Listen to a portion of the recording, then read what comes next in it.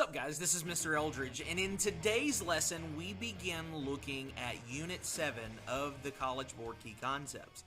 Unit 7 is 1890 to 1945. We start looking at how there needed to be changes after the Gilded Age. How we can go through and end the corruption, how we can go through and change American society. But there were different perspectives on how to change the society.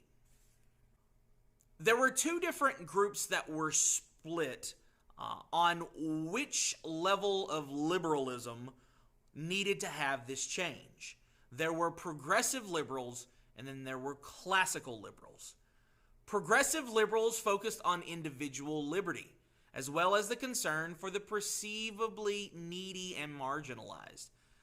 Those from which they split are known as classical liberals. These classic liberals were motivated also by individual liberty, but more so concerned with proportional fairness and the idea of free market enterprise. While classical liberals hold the current title of what we would call today libertarians in the United States for their strong stances on individual and economic liberty, they should not be confused with the contemporary Libertarian Party, as most libertarians register or identify as independent. The main split began with disagreement on the status quo of laissez-faire practices in the face of political corruption, as well as collusion with big business. This is the point at which modern politics begins its divide, completing the division within the Democratic Party following these New Deal programs of the 1930s, leading into the 1940s. The progressive era was defined by left-wing desires to provide aid to the needy and also to prevent some of the corrupt practices of those crony capitalists of the Gilded Age. Instances like the Teapot Dome scandal of 1921, in which state officials accepted bribes in exchange for access to federal land and resources, drew the attention of these progressive reformers. To combat crony capitalism, they promoted popular voting for state initiatives and the direct election of senators because these positions were seen as being easily bribable, and they do this with the passage of the 17th Amendment. They are also going to form antitrust laws, such as the Sherman Antitrust Act of 1890, that sought to restore competition and reasonable prices by breaking up monopolies and cartels.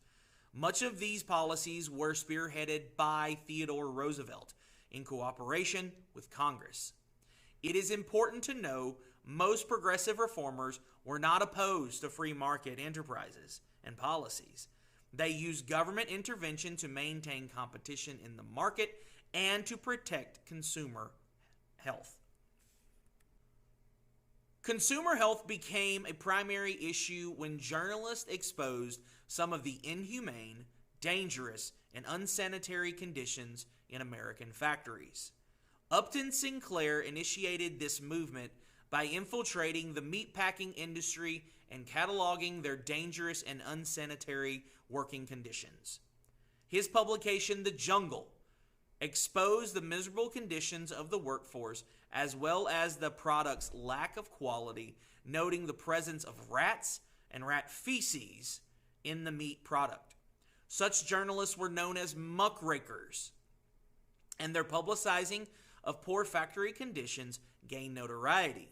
As such, the state began to regulate and monitor facilities in order to better ensure public health, and state organizations like the Food and Drug Administration, an organization dedicated to regulating, inspecting, and monitoring the health practices of the food industry.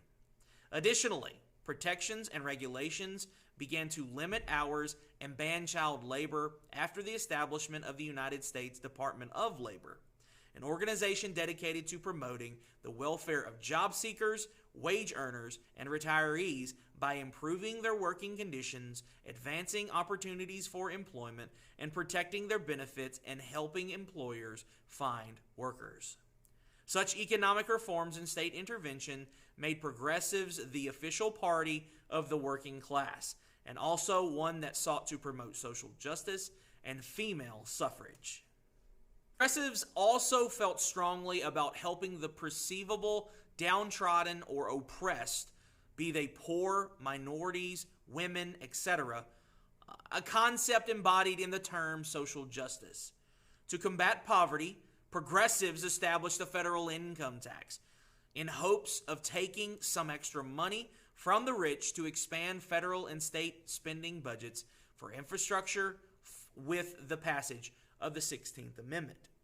This federal income tax was a revolutionary idea and drew much criticism from classical liberals that held to their ideals of justified wealth. They also advocated the expansion of private charities and sought to ban alcohol, arguing it squandered wages and increased domestic violence against women and children. As such, the 18th Amendment was ratified, banning the production and sale of alcohol, a federal policy that would have many unforeseen consequences.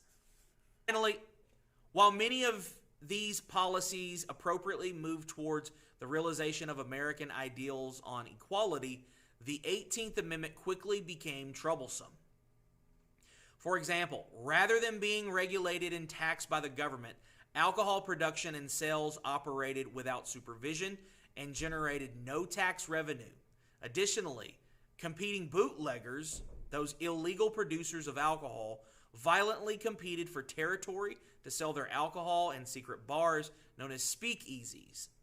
As such, American cities were soon infiltrated by organized crime with major figures such as Al Capone. While the ban was uplifted less than 15 years later with the passage of the 21st Amendment, Prohibition remains one of the single worst legislative and regulatory failures in United States history.